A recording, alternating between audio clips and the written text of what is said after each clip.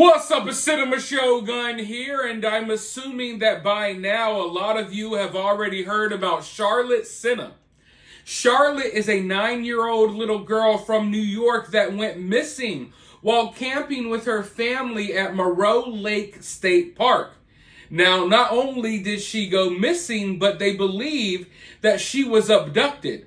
But just in case you're unaware of the details, here they go. Good afternoon. I am Lieutenant Colonel Richard Mazzone, Assistant Deputy Superintendent of the New York State Police Uniform Force. Shortly before 7 p.m. last night, State Police responded to Moreau State Park in the town of Moreau for a report of a missing 9-year-old female identified as Charlotte E. SENA of Greenfield, New York. Charlotte was last seen at approximately 6:15 p.m. riding her bike in Loop A of the park. At approximately 6:45 p.m., Charlotte's bike was located in Loop A, and at 6:47 p.m., Charlotte's mom, Tricia, called 911 to report the child missing. A command center was subsequently established at the Moreau State Park office, and search teams were deployed, which consisted of New York State Police uniformed troopers, State Police Special Operations Response Team, New York State Park Police, Forest Rangers, and our unmanned aerial systems, underwater recovery team, aviation, and canine, as well as several civilian volunteers. The missing child alert was issued last night, and search efforts continued throughout the night.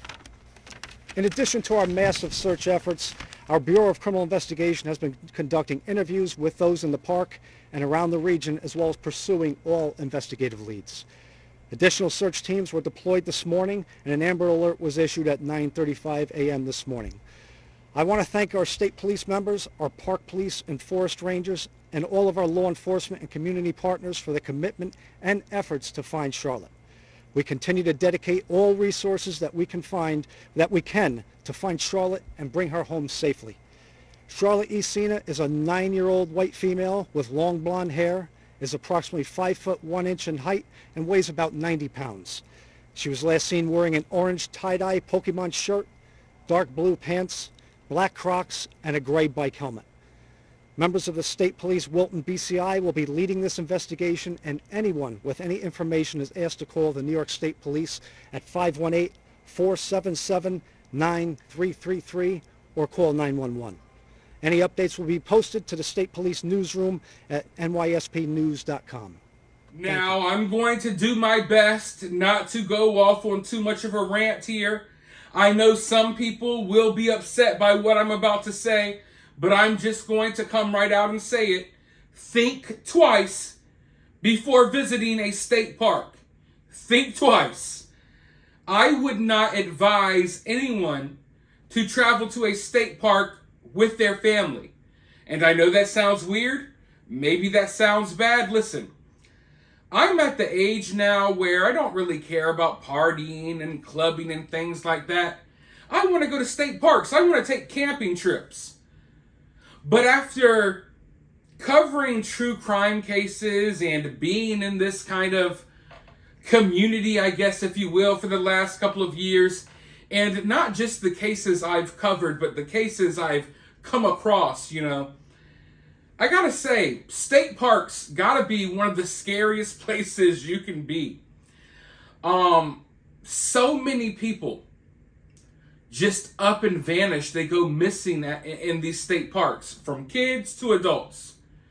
There's so many bodies found in state parks. It seems like every time someone goes missing and a body is found, it's either in a state park or a body of water.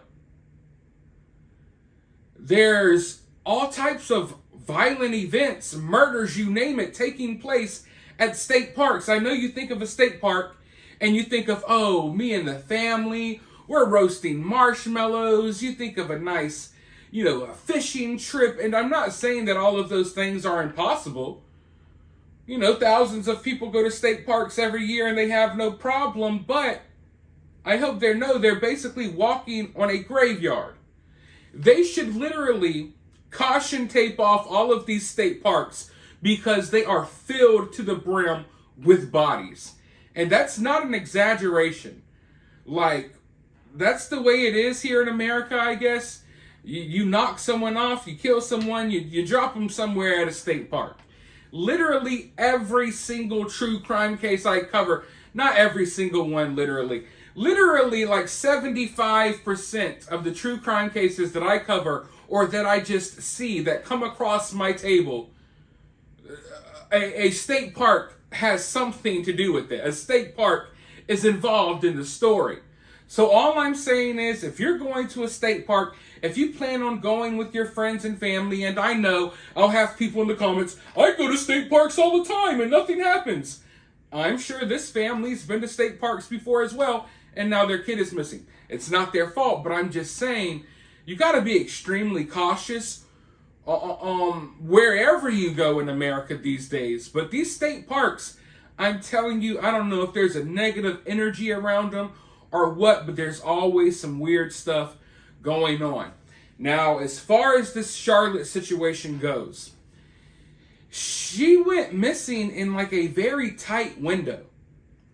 She was already at the park. From my understanding, she was already riding around with her friends or her cousin friends or whatever you want to call them, riding around this loop at the park. And then she decided, hey, I want to do one last loop on my bike, but I'm a big girl. I'm 9 years old now. I want to go by myself. And unfortunately, she never came back after doing that loop. Now, obviously, I'm not in the area. I was not in the area that day. So who knows what could have happened? But I do know from what has been said, there were other people at the park. Charlotte herself, she was not alone. She was just driving her bike around the same loop with friends. So even her herself, she was not really alone. Sure, she went on that last little bike ride by herself, but just before that, she was with people. So part of me wonders if there's a possibility that Charlotte was being watched. Is there a possibility that someone was watching? What was this a crime of opportunity? You have a creepo out there, they see a little girl by herself and they just decide to act right there in the moment? Or was there more to this? I would think that if there were other people at the park, and I don't know how many people were there, I don't know the proximity between these people and those people, we don't know those details. But obviously you would need a vehicle, I believe, to kidnap this little girl. And in my opinion, you would need the vehicle to get up pretty close to this little girl. Because I believe that if you had to snatch this little girl up and travel a good distance to your vehicle, I think there would be kicking and screaming, maybe signs of a struggle. Maybe you would see some commotion in the dirt and grass.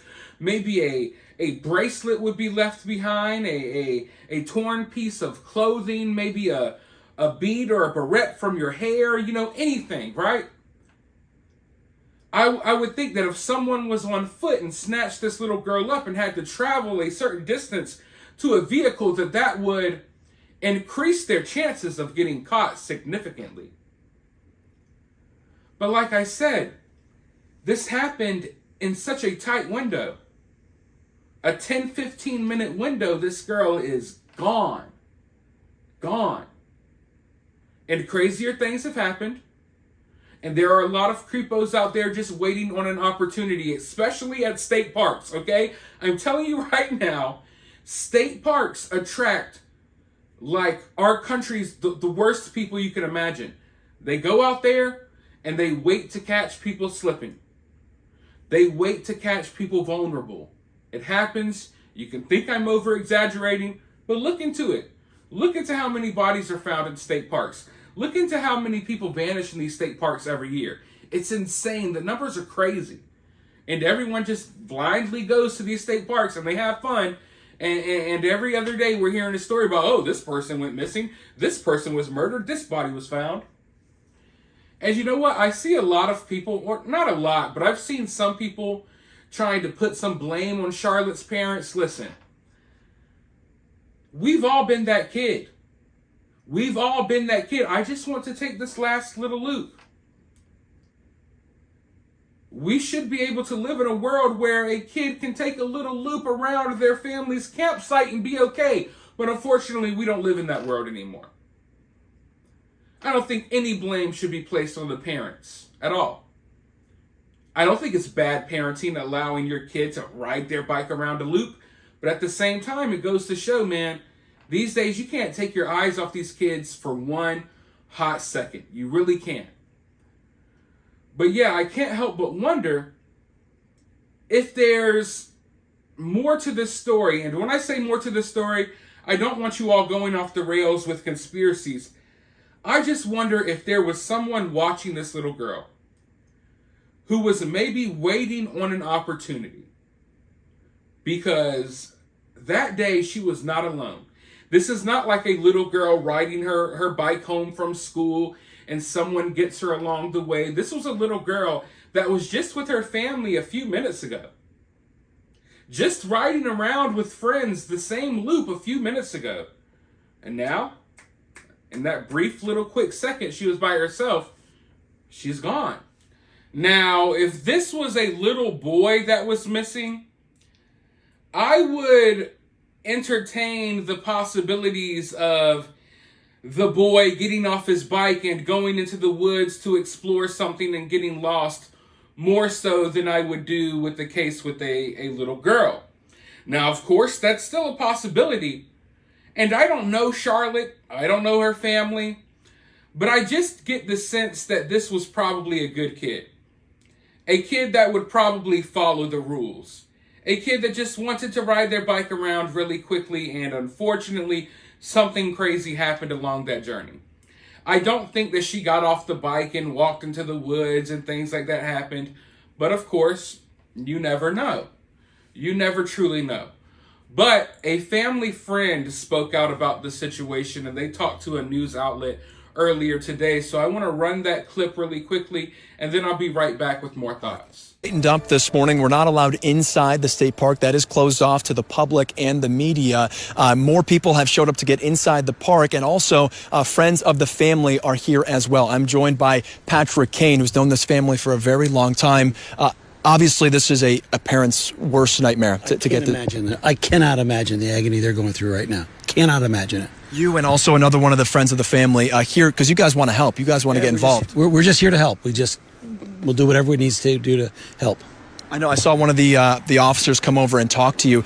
Right now, they're not accepting volunteers? That's correct. They just want us to, stand down and wait for further instructions. So we're just here. We'll be here all day if we have to be. And you were telling me also that Dave, the father of this girl, one of three daughters, the middle child, and you said he's one of the most dedicated parents you know. He coaches every sport you can imagine. He's attended everything the girls do, and he and his wife, I'm sure, are just heartbroken right now because it's been 2 nights this young lady's been away. And you're proof, like a lot of upstate communities, when something like this happens, everyone kind of bands together. You're not the only one here waiting to figure out, let us know where we can go, let us know how we can help. Well, if the role was reversed, Dave would be standing here talking to you, not me.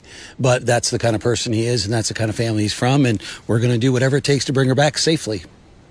Thank you so much. That was Patrick Kane, one of the friends of the family. Again, we're now past 36 hours since Charlotte was last seen here at Moreau Lake State Park. Now, before I go any further, while you're here and you're paying attention to this case, in case you didn't know, there are hundreds of kids still missing in Maui and Lahaina. I'm sure a lot of you may know about the wildfires that happened in Maui. If you've been subbed to one of my channels, you definitely know about it. But there are hundreds of kids still missing in Maui after this wildfire. The government refuses to answer any questions about them, and they are getting no media coverage. And it's always weird seeing what the media chooses to cover. The media is really picking up on this case, which is a good thing. But they're totally ignoring hundreds of missing kids in Maui. I wonder why. Really weird, right? But anyways, as far as this situation goes, obviously we're all hoping for the best. But right now,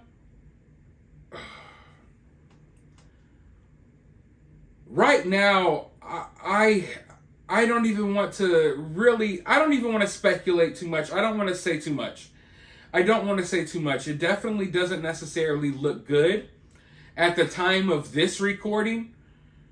we're closing in on 48 hours since this girl disappeared. I'm not sure when you're going to be watching this video.